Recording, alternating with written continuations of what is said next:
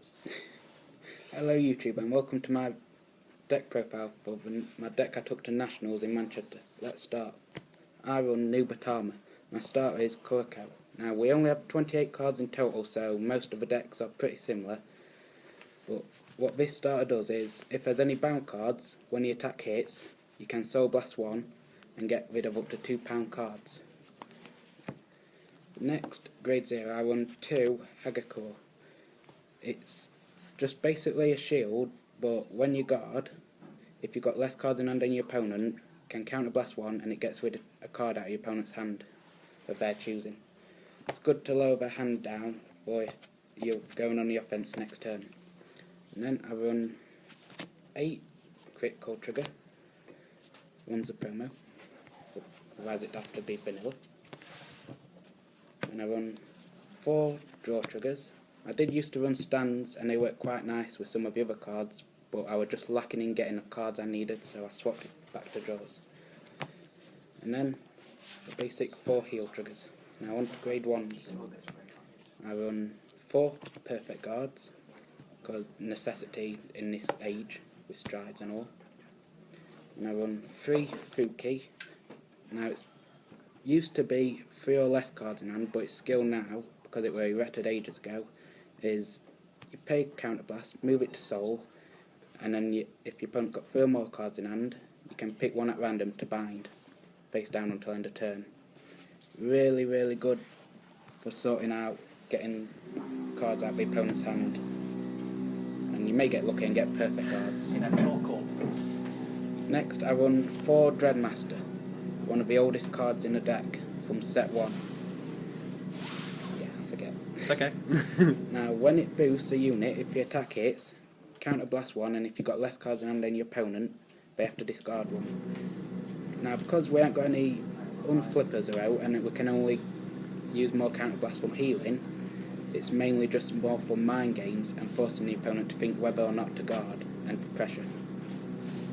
Now, on to grade 2s, I run 3 Kokujo, which is whenever a card's bound and it's on the field, it gets plus 2k.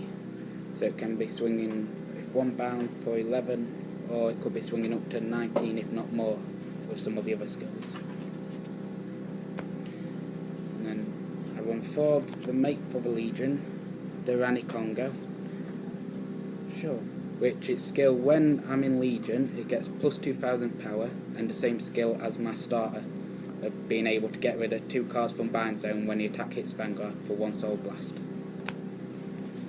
From that, I run 4 of the Bears, also properly named Tamahagane. When it's placed on Vanguard or Rearguard, I can bind any card from the opponent's field until end of turn. So I could get rid of their starter early game, or I could end up getting rid of an intercept for a turn, making it so we have to use more cards from hand.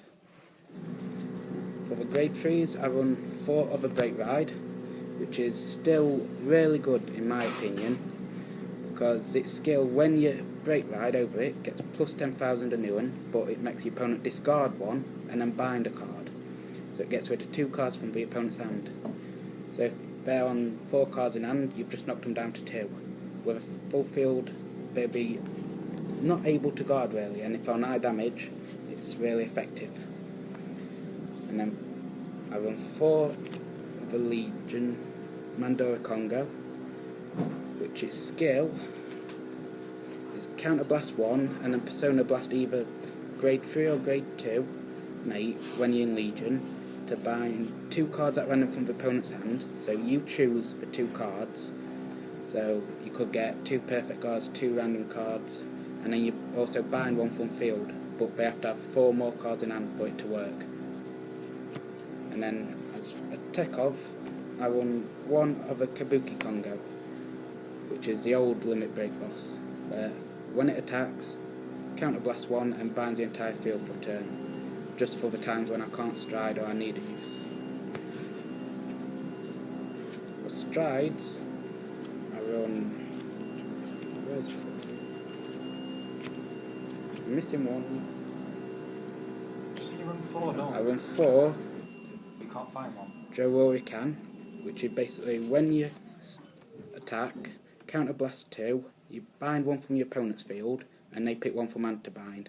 Now if you have a sure Stealth Dragon Heart, at end of turn the bound cards will automatically go to the drop zone, requiring you not to hit to get rid of the 2 cards, which, with all the grade 3s I use, they are all named Sure Stealth Dragon. So it's basically Counterblast 2 to get rid of 2 cards.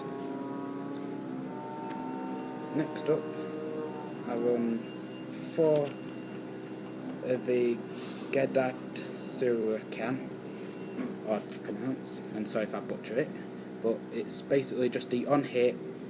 If it hits, they have to discard a card no matter what, as long as it hits. And for tech, I run 1 Blizzard, and I run 1 Madu. Now, most of you wouldn't think that running Break Ride you'd want to Stride as well, but if you think about it, if you Break Ride, say even if you Break Ride on top of Break Ride, you're getting rid of 2 cards from their hand, and then if you Stride into, say, this guy, and pay 2 Counterblast, getting rid of another card at hand. So if they had 4 cards in hand, they're down to 1 card in hand, and they might only have 1 Intercept. So it's really good for pushing games. It may not be as powerful as some of the others, but it's still really nice to play. Now, if you like this video, comment, push the like button, subscribe, and then have a nice day.